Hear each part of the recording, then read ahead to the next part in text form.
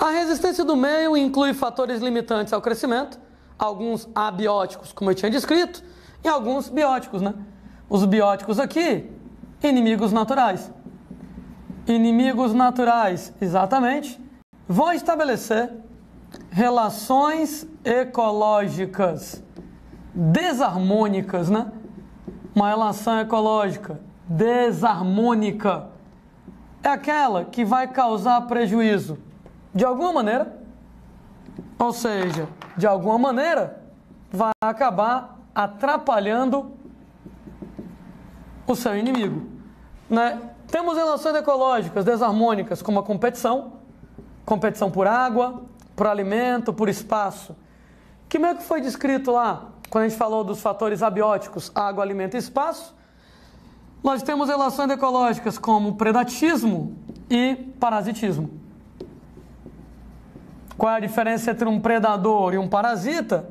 Claro, todo mundo tem uma noção boa, mas vamos nós, né? O predador, ele mata a vítima dele, chamado de presa, imediatamente. Ele mata e come, enquanto que o parasita, ele não mata o hospedeiro de imediato. Aliás, ele não quer matar o hospedeiro, né? Afinal de contas, se o parasita matar o hospedeiro, ele pede casa, comida e roupa lavada de uma vez só, né? Ou seja, para o parasita, o ideal é que o hospedeiro sobreviva o máximo de tempo possível. Quanto mais tempo o hospedeiro sobreviver, ele tem mais tempo para poder utilizar o hospedeiro como alimento, ele tem mais tempo para poder se reproduzir, invadir novos hospedeiros e aí vai. Entretanto, né, a intenção do parasita é não matar o hospedeiro. Mas, de novo, eu lembro que de boas intenções o inferno está cheio. Ou seja, ele não quer matar, mas ele mata. Ele vai matar no longo prazo. Por quê? Porque uma vez que ele rouba nutrientes do hospedeiro, ele vai enfraquecer o hospedeiro. No que ele vai enfraquecer o hospedeiro morre. E mesmo que o hospedeiro não morra, ele diminui o sucesso do hospedeiro. Ele vai deixar o hospedeiro mais fraco, menos disposto para se reproduzir, com menos condições de gerar filhotes, com menos condições de fugir dos inimigos dele. Então ele é prejudicial de qualquer maneira, né? Certa vez um biólogo fez uma comparação que o predador, ele vai lá e consome o capital do indivíduo, o tudo do indivíduo, enquanto que o parasita pega somente os juros, né?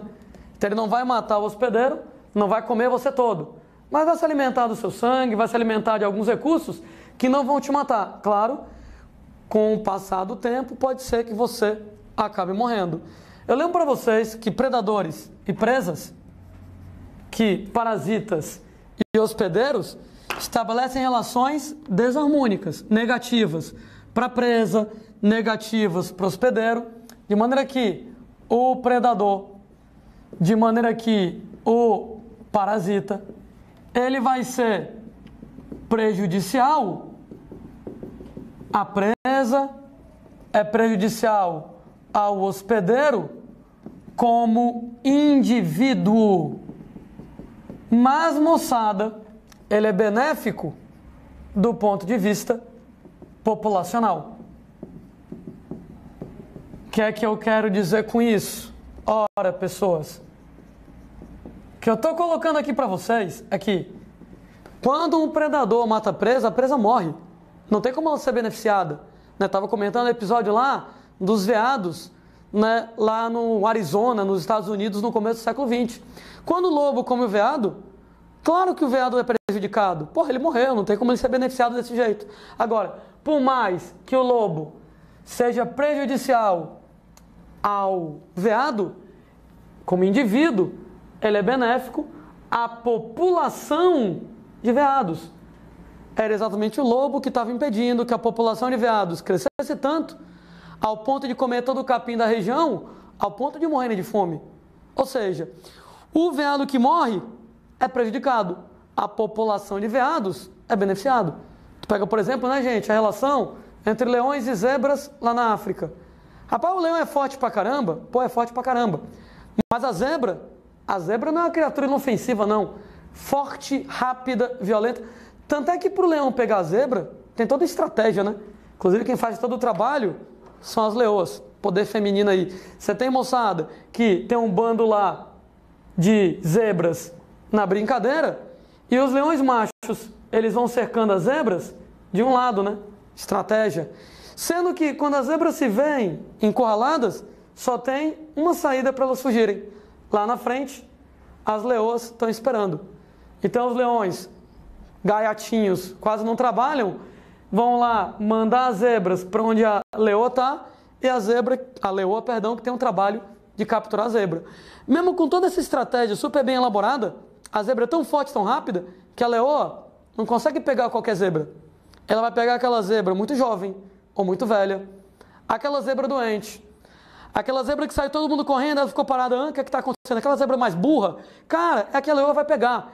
De maneira que, duas coisas legais, você está controlando a população de zebras e você está agindo como um agente de seleção natural, de uma certa maneira, aperfeiçoando a zebra, eliminando a zebra mais lenta, a zebra mais fraca, a zebra mais burra, a zebra doente, que ela é lenta, fraca e burra porque está doente, que poderia passar doença para outra zebra, e aí vai. Ou seja, do ponto de vista da zebra que morreu, claro que ela foi prejudicada, mas a população de zebras como um todo, nesse ponto de vista, ela é beneficiada. E o mesmo esquema com parasitas e hospedeiros, né?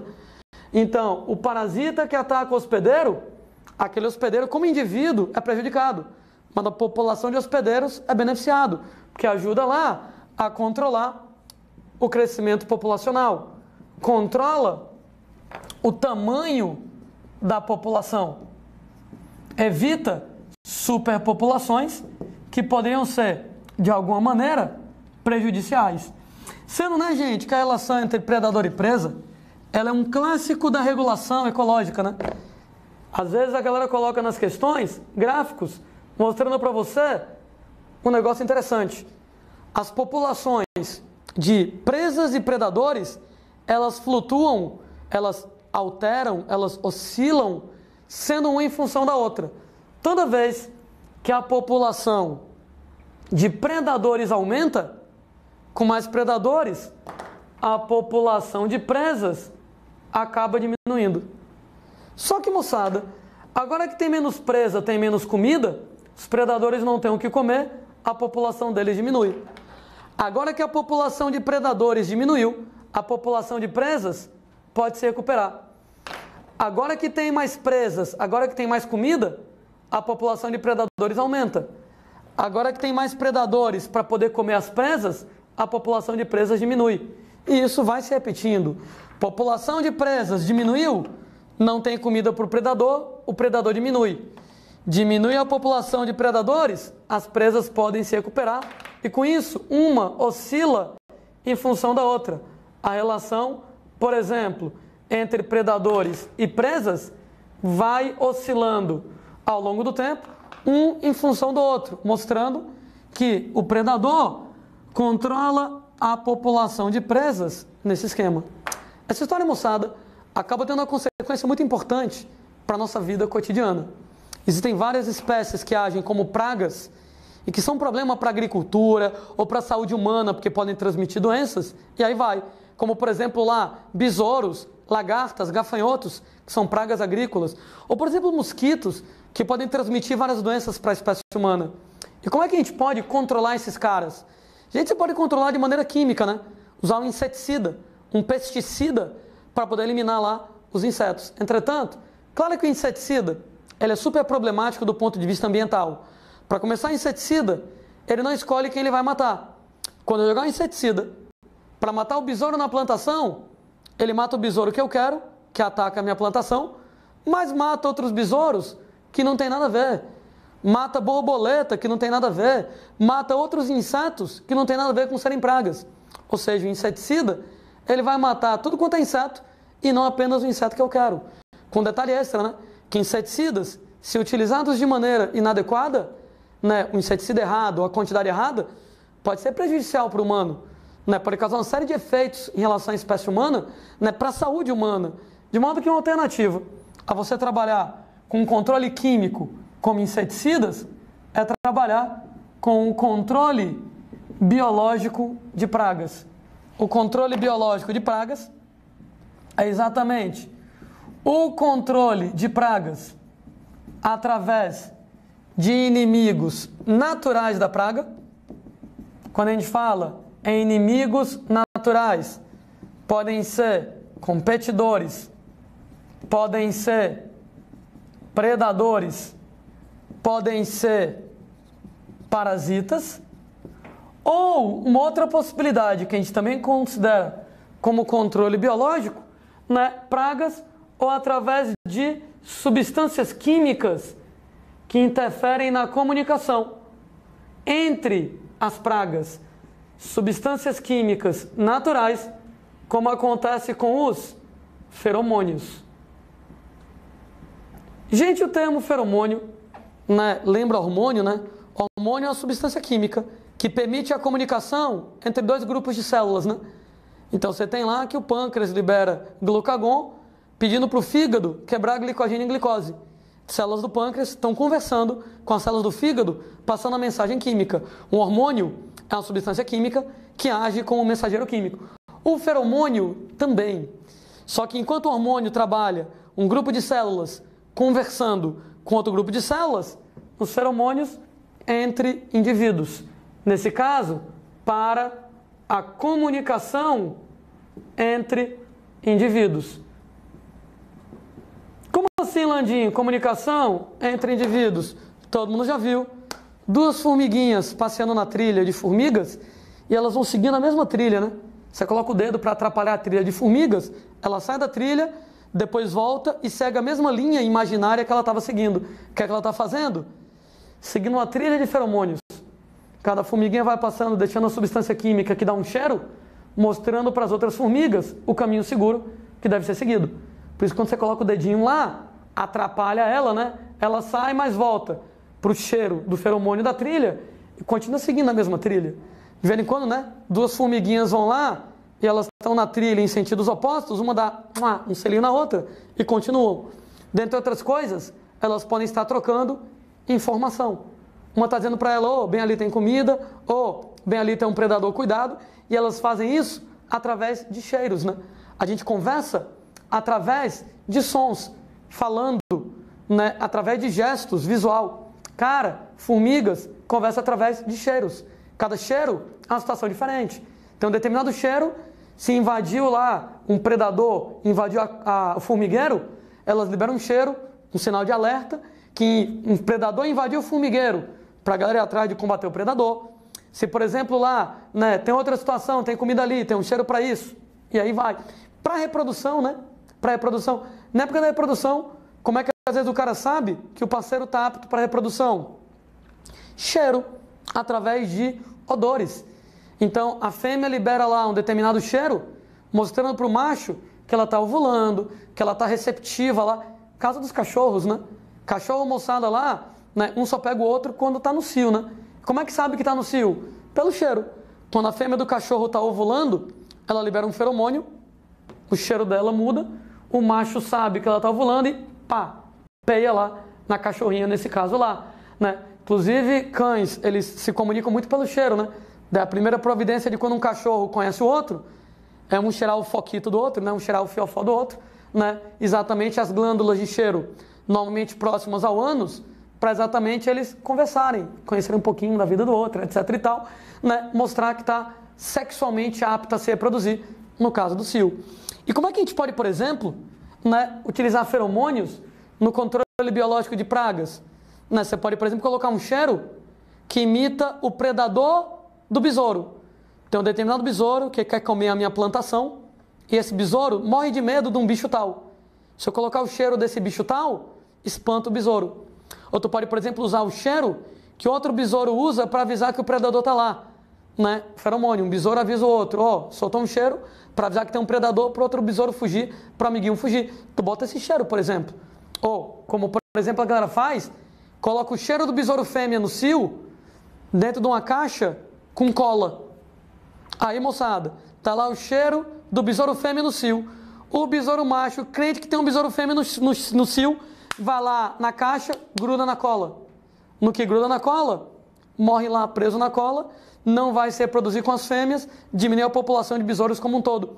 Tudo isso, moçada, com impacto ambiental bem menor do que controle químico. Controle biológico, a grande vantagem do controle biológico é que diminui o uso do controle químico de pragas. Diminui, por exemplo, o uso de inseticidas. De maneira, moçada, a ser ecologicamente mais interessante.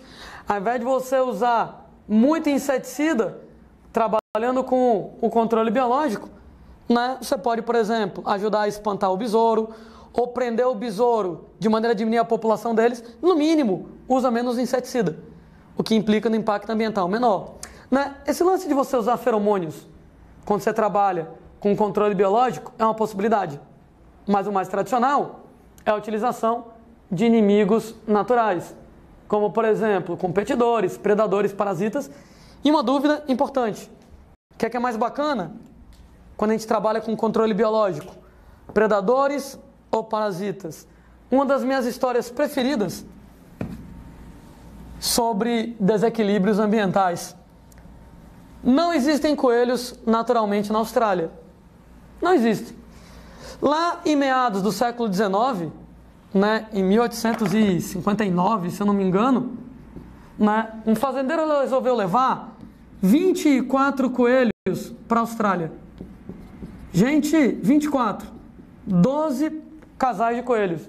Se bobear, tinha até nome, né? Fofinho, bola de neve, etc e tal, 24.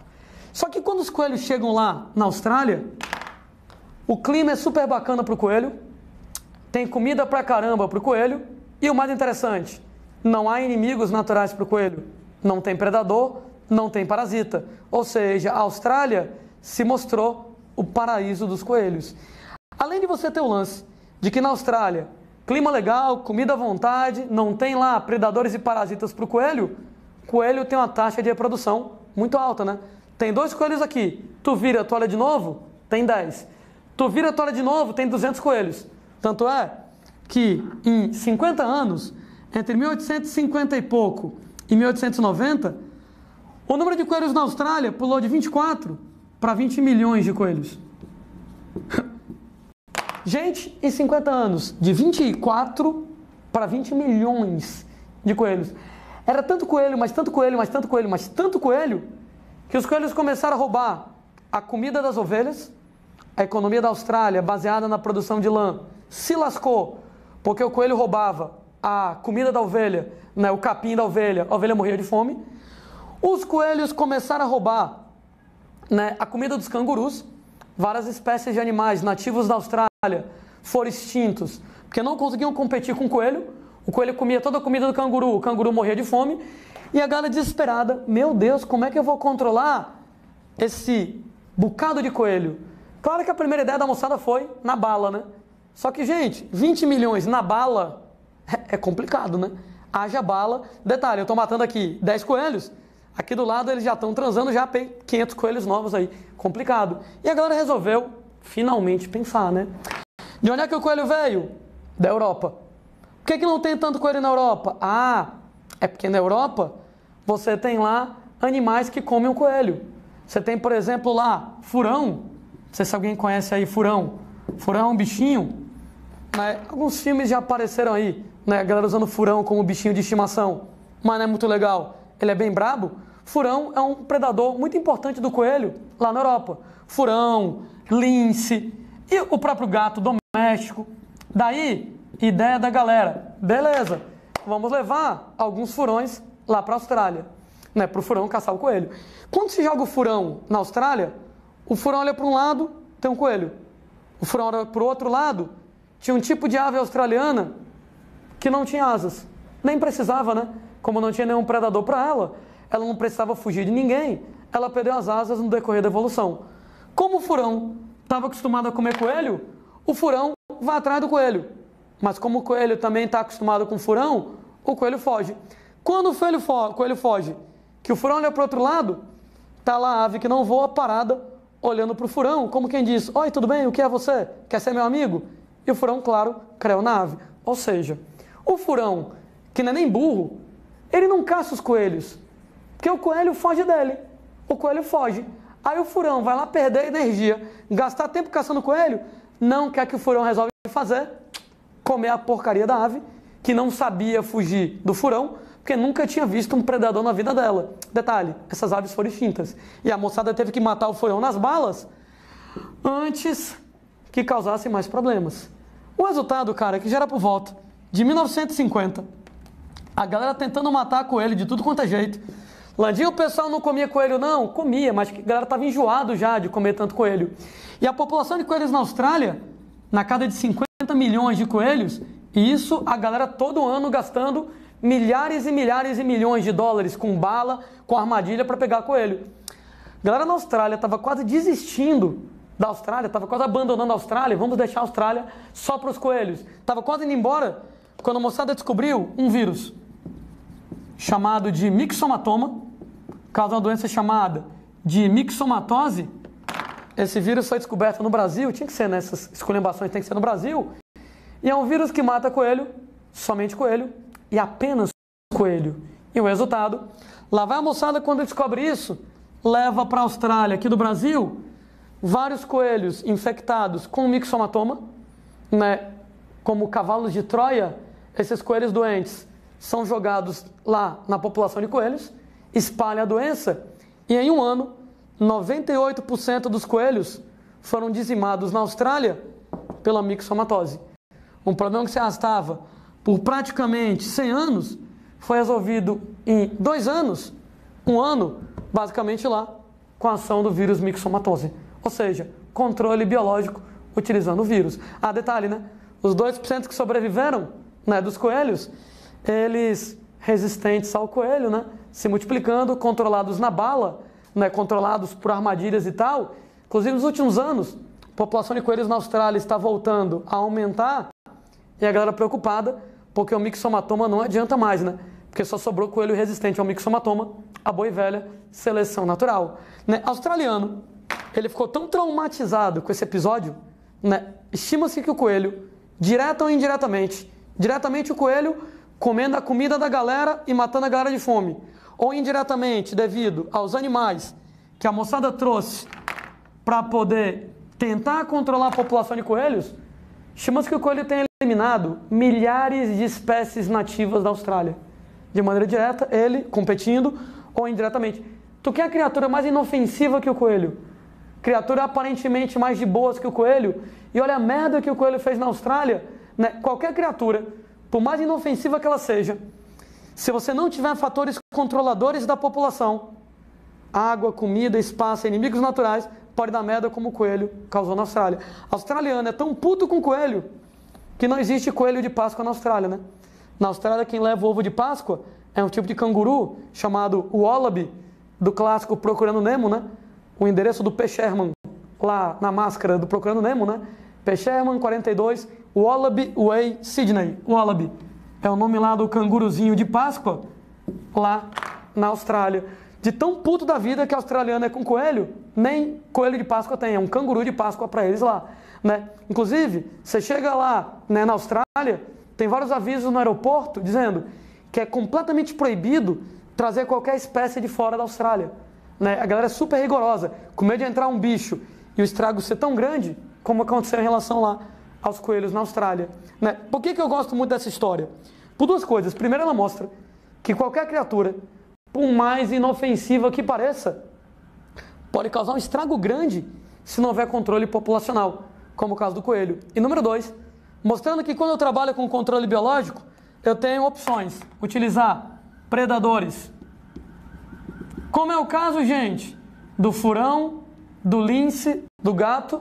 Por que isso aqui não é legal? Porque predador é muito generalista. Eu quero que o furão coma o coelho. E daí? O coelho foge dele.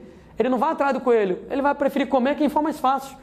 Então é muito difícil você controlar o apetite de um predador. Eu quero porque quero que o gato coma o coelho.